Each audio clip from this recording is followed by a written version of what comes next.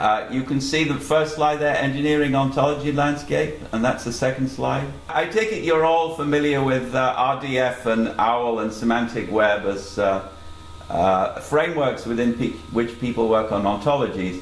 As these frameworks became better and more easily accessible and more easily communicable, many people decided that they wanted to build ontologies. And the result was that we created within the ontology world exactly the same problems that we had earlier within the database world, namely too many ontologies which were created which were not interoperable, and so we created ontology silos. Another problem was that a lot of the ontologies which were created are not very good, and so there is a kind of cycle of waxing and waning of confidence in people's ability to gain value from ontologies, because the more valuable ontologies appear, the more bad ontologies are created, and then the value of the ontologies begins to appear to be lessening, and so people are reacting against ontologies, and so fewer ontologies are created. Now, the one area where this problem was addressed, and I believe successfully resolved very early on in the development of ontology technology, was in biology, and I was involved in that development. And if you look at the linked open data graph here, this is a very early version from 2009. The current version is just black because there are so many ontologies with so many links. The pink stuff at the bottom is the good stuff, which was built by the biologists.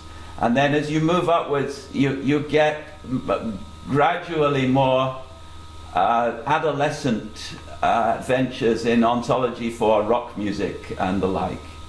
And the idea that we have here some kind of coherent collection of ontologies which are all beautifully linked together is just advertising. This is not what we want. This never works. It just causes a lot of work for people who like hacking. And now the reason why this will never work is because the different groups who are building these ontologies have no common standards, they have no common documentation. They involve themselves in ontology development for a few months or weeks and then go away. They don't have any training. That I can remember being invited to an army effort to create a common C2 ontology. The leader of the effort said that he'd been instructed by his commanding officer to create an ontology for C2, and so he Googled the word ontology, and then a week later he created this effort which he claimed had the precision of a Swiss watch. Finally, there are few commonly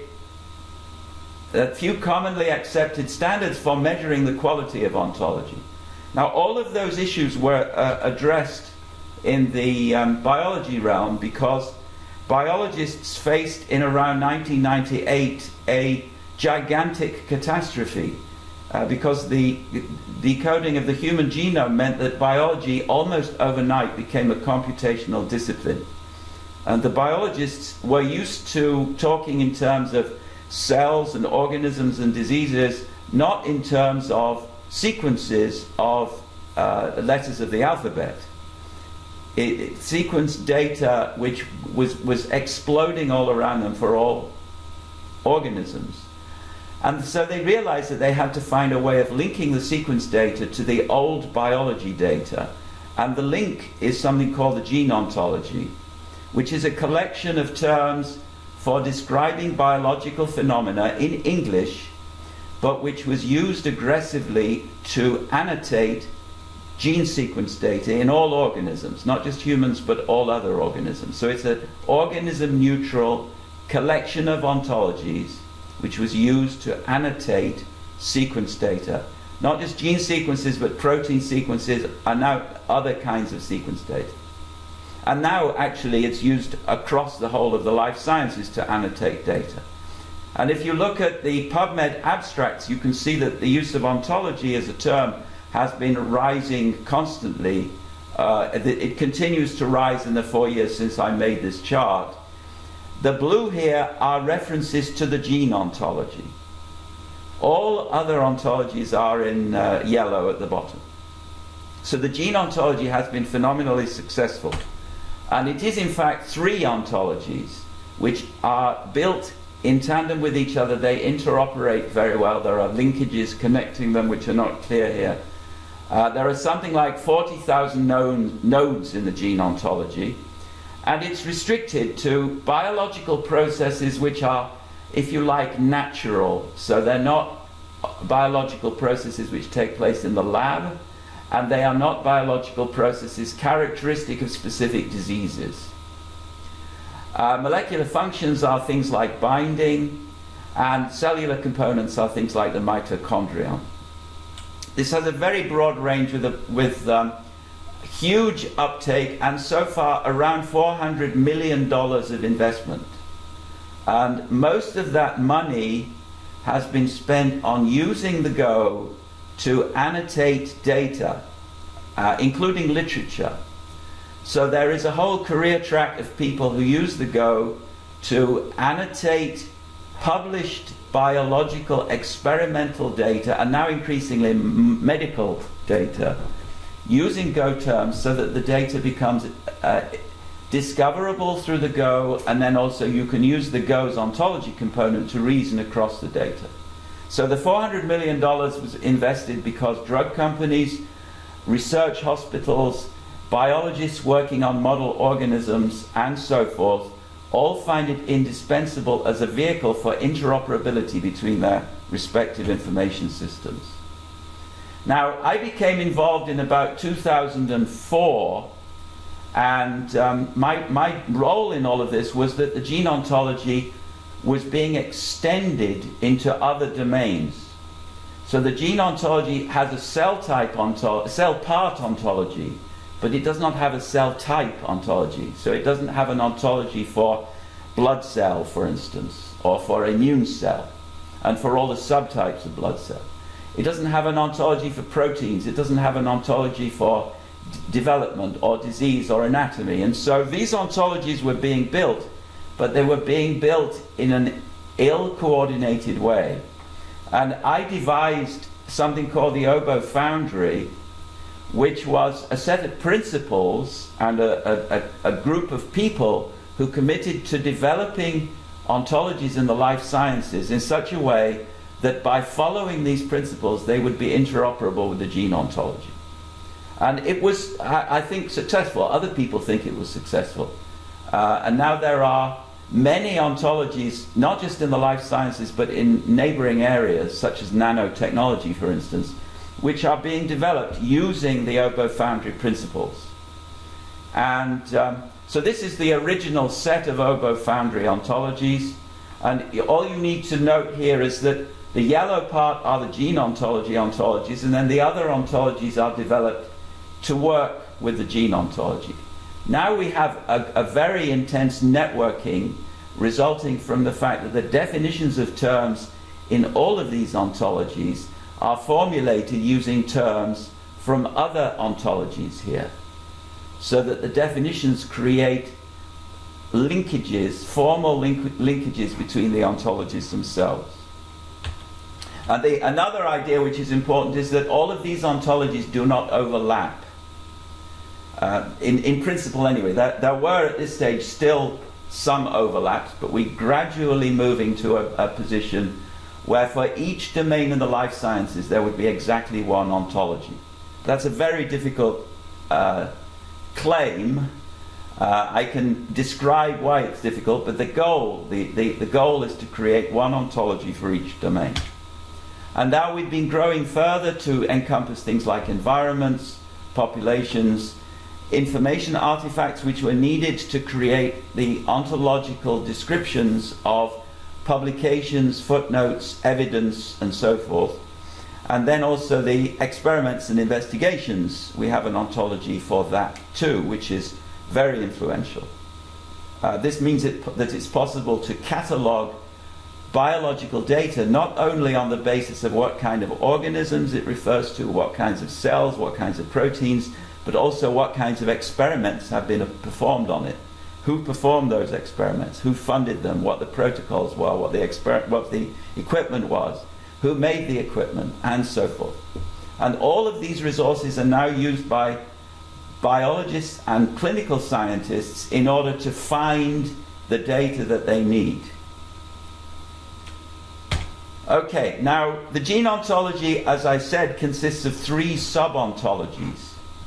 In order to create the oboe foundry, we needed to reverse engineer the top level of the gene ontology and make it be the common top level of all the other ontologies that we were developing. And through this process, we created something called basic formal ontology, which is a very small, common, top-level ontology basis for creating domain ontologies at lower levels. So the organization here, from top to bottom, is from the very small to the large, from molecules through cells to organs, to organisms, to populations, and so on, so forth. But along the vertical axis, the organization is BFO. So we have things, molecules, organisms. Then we have qualities, functions, roles, dispositions down the middle set of columns, and then we have processes down the right-hand side. That's the basic architecture of BFO. And BFO is, I think I can claim, the most successful ontology when measured in terms of reuse. So now there are more than 270 ontology initiatives in many areas. Still, most of them in biology and medicine, but increasingly more and more in military and intelligence initiatives, which are using the BFO as the starting point for creating interoperability across multiple domain ontologies. It's called connecting the dots in the intelligence community. We published a guidebook, how you use BFO to build ontologies for these purposes. And these are some examples of groups who are now using BFO in order to create interoperability across large suites. So the US Geological Survey, the United Nations, Federal Highway Administration, and various biology groups are listed here. The plant ontology is the Common Reference Ontologies for Plants, the CROP, which contains the plant ontology, is a European Union NSF agricultural genomics initiative. The idea is that you use genomic science and agricultural science in order to advance things like sustainability and crop development. And then the success of the oboe foundry led to me being invited by the D6A community, that distributed common ground system, in order to try and help them to create a similar kind of interoperability framework within Army intelligence, and then ultimately within intelligence across the DoD. And so I was involved in putting together a very simple architecture for D6A, which was used, I don't know if it's still used because things have changed a lot in the last year or so, but it was used very successfully by intelligence analysts to solve the problem of indexing intelligence data. So D6A has a huge amount of data which changes very, very rapidly, and they have to re-index the data overnight. And the ontology support I created was able to bring about a new level of efficiency in the indexing, which meant that now intelligence and analysts could find things even when they were collected and stored in databases which were outside their normal scope. So they didn't have to have special expertise in order to use the index, because the ontology support enabled the index to be more transparent, even to non-experts in given areas. And so I know that from the reactions of the intelligence analysts that this was found very useful. Now, between 2010 and 2014, the same group which had created this ontology support for the D6A was involved in a DARPA challenge an IARPA challenge competition.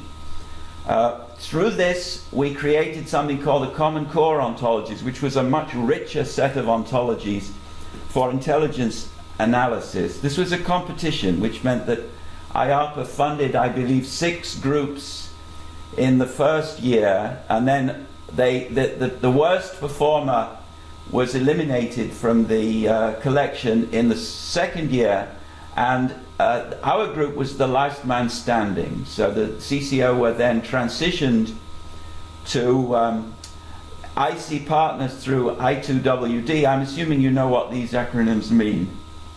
And taken over by the Air Force Research Lab in 2015, and they're now used by multiple projects in the Air Force, the Army, the Navy, Marines, and in the IC. So one of the centerpieces of the Common Core Ontology is the Joint Doctrine Ontology, which takes the Joint Doctrine dictionary of military terms and turns it into an OWL artifact. And that OWL artifact more or less ensures that the Common Core Ontologies have not merely the bandwidth to cover practically all of the domains where the military is engaged, but also that they cover those domains in ways which are consistent with the definitions in the Joint Dictionary. And so part of the application of the Joint Doctrine Ontology then is to the operational environment ontology, since there is a joint doctrine on operational environment preparation. There is a common IC ontology which uses BFO as its top level and which is attempting to bring about the same interoperable suite of ontologies, pattern which we have used in other areas.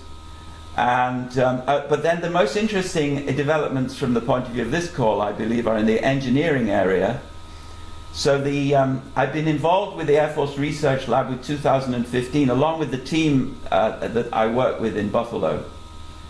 And we're creating an ontology basis for a large digital thread, digital twin initiative across the Air Force, relating to Air Force logistics, sustainment, materials, engineering, maintenance, and so forth. This is almost certainly going to be turned into the Air Vehicle Platform Ontology, which will be the name of a suite of ontologies covering areas like maintenance, design, procurement, product life cycle, and so forth.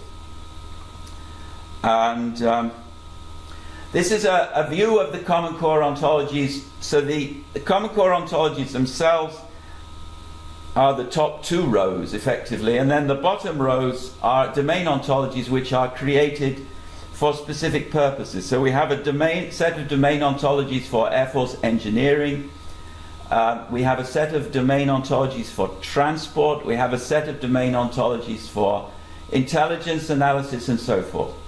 But all of these domain ontologies are built by downward population from the Common Core Ontologies, sometimes by combining terms from multiple Common Core Ontologies. So that what you see here is really just a sample of how it looks. It's not meant to be realistic as concerns the bottom layer.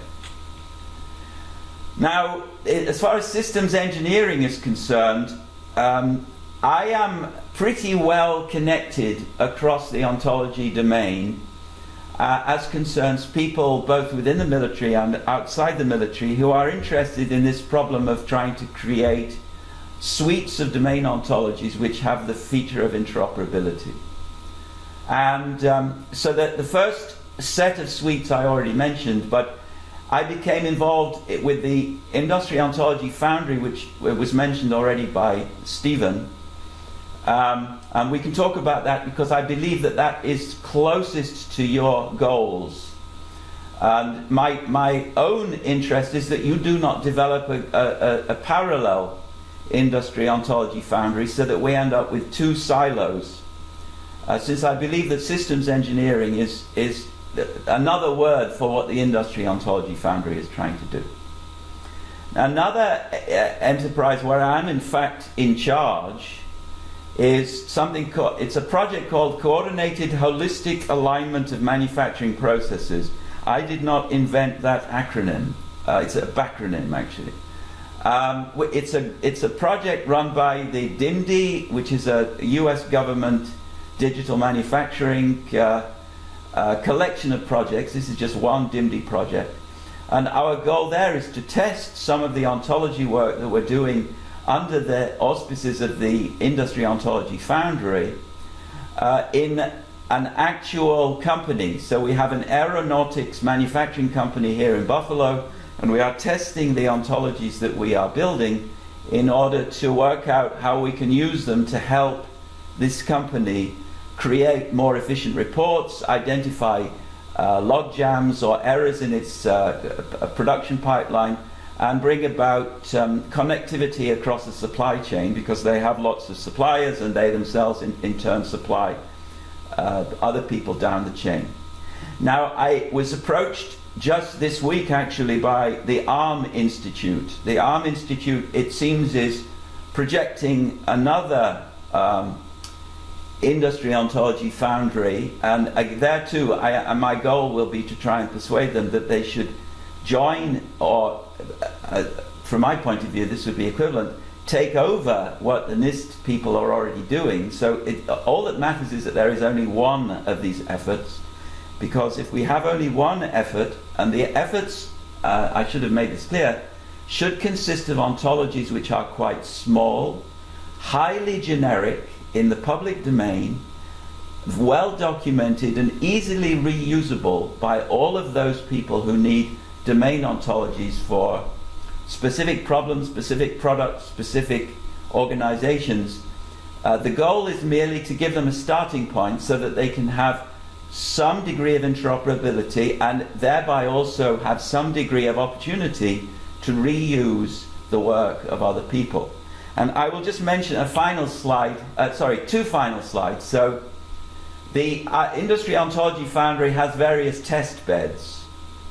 And these are some examples. So we have testing of BFO to see whether it can be shown empirically that it does advance interoperability. We have a materials ontology test bed which is run by the Air Force Research Lab. We have a product lifecycle ontology test bed which is run by a European colleague.